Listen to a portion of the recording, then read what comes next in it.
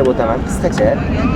UBS jamoasida Sardor Rahmonberdi Rahimov, ikkinchi o'yinchimiz Shokirov Ibragimov, navbatdagi o'yinchi Abdurahimov va undan keyin 12-raqamda harakat qilayotgan Fazliddin Qurbon.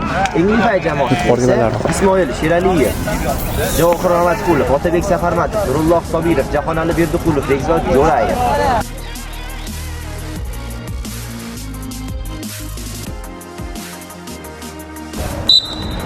O'yinga start berildi. Hakam o'z ustagini chaldi. Darhol zarba ko'ryapmiz. Kichik hozir devor ustida Bekzod Jo'rayev ko'rdi. Mazkur zarba. Kimga ochiladi?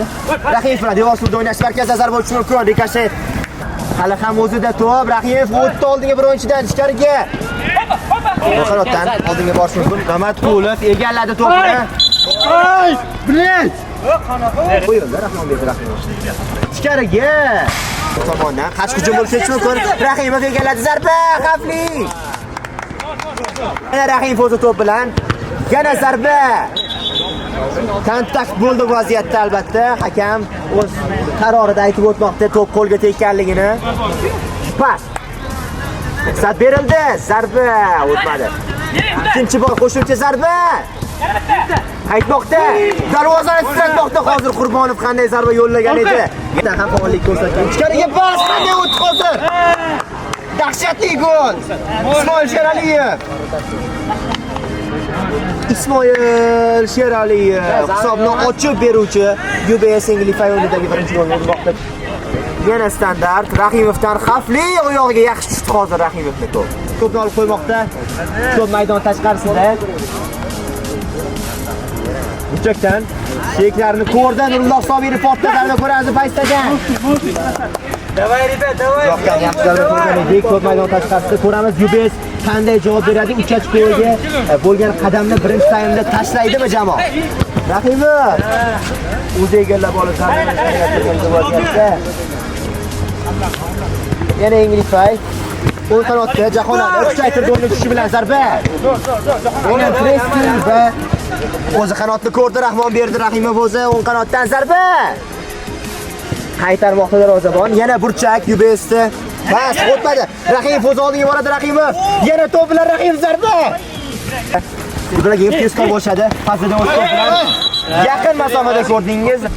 Oldinga yurmoqda. Pas o'tdimi? O'tdi Rahimovga zarba. Yaxshi hujum namoyish etgan edi hozir Ibragimovning sifatli o'yini UBS'ga yaxshigina hujum taqdim etdi bu vaziyatda. Jo'rayev yaxshi to'xtatdi.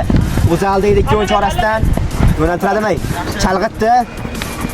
Chap oyog'ida ham xavfli zarbasi bor. Jo'rayev ehtiyot bo'lishlari kerak. O'tdi pas Jahonaliga. Pas Ramatqulovga to'p borgan edi ehtiyot. Hozir o'zgacha ustida zarba berish harakat qildi Qurbonov, lekin to'p Sheraliyev qaytib kelmoqda. Foyda qarshi hujum Englifayda pas.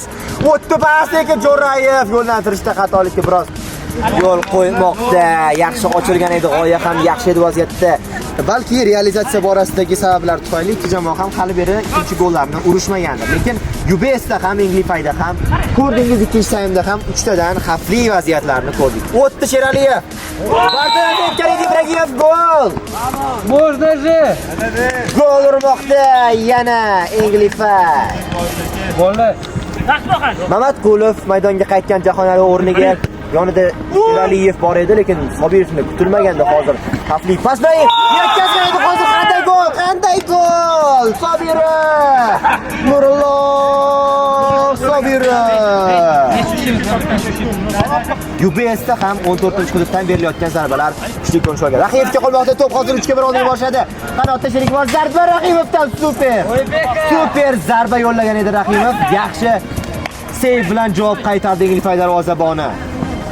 Ibragimov Rahimovga qoldirdi. Sherigi bilan Qurbonov qolib bo'lmay galashda xatolik yo'q qo'ydi. Balki oxirgi vaziyatda gol bilan javob bergan bo'lishi mumkin edi UBS. O'yin yakunlanmoqda. Hakamning hushidagi chalindi Jose Hernandez o'yinni yakunlamoqda.